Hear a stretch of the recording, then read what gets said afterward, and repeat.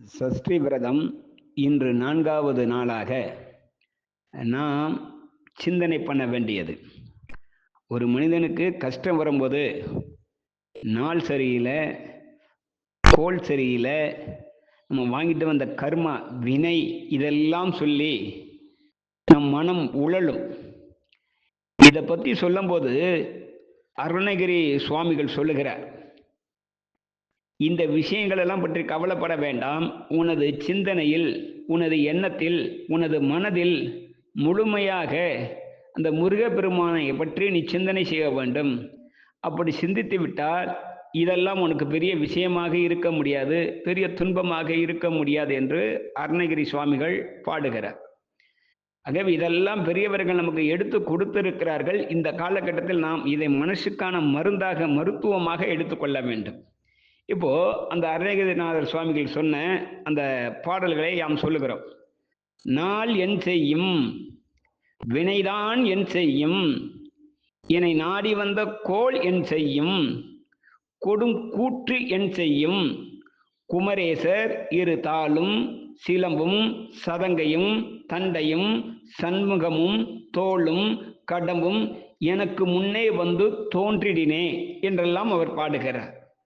அப்போ நாள் நமக்கு ஒன்றும் பண்ணாது, வினையும் ஒன்றும் பண்ணாது, கோளும் ஒன்றும் பண்ணாது. கொடும் கூற்று அப்படின்னா யமன்னு அர்த்தம்.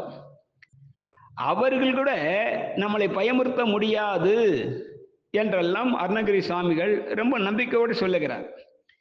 எப்படி நாம வயிற்று வலிக்கோ இல்லை காய்ச்சலுக்கோ ஒரு மாத்திரையை வாங்கி சாப்பிடும்போது எவ்வளவு தூரத்துக்கு நம்பிக்கை வருகிறதோ, அதே நம்பிக்கை நமக்கு வர வேண்டும்.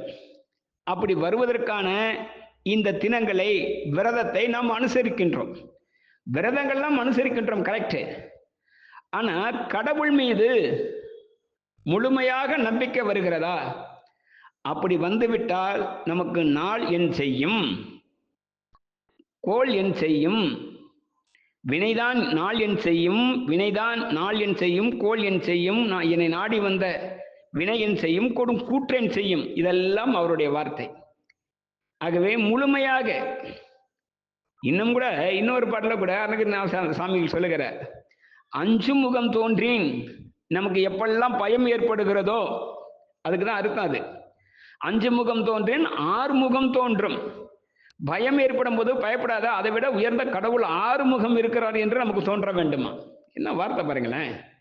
அஞ்சு முகம் தோன்றின் ஆறு முகம் தோன்றும், வெஞ்சமரில் அஞ்சேல் என வேல் தோன்றும். சமர்னா போர்க்களம், வெஞ்சமர்னா கொடுமையான போர்க்களம். நமக்கு அதுவா இதுவான்னு சொல்லிட்டு நம்ம மனசு உழண்டு கொண்டு இருக்கும் போது, வெஞ்சமரில் அஞ்சேல் என வேல் தோன்றும், நெஞ்சில் ஒரு கால் நினைக்கினும் இருகாலும் தோன்றும், முருகா என்று ஓதுவார் முன் என்றெல்லாம் அருணகிரிநாதர் சுவாமிகள் பாடுகிறார்.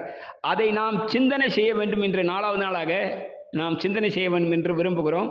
ஜெய் ஹிந்த்.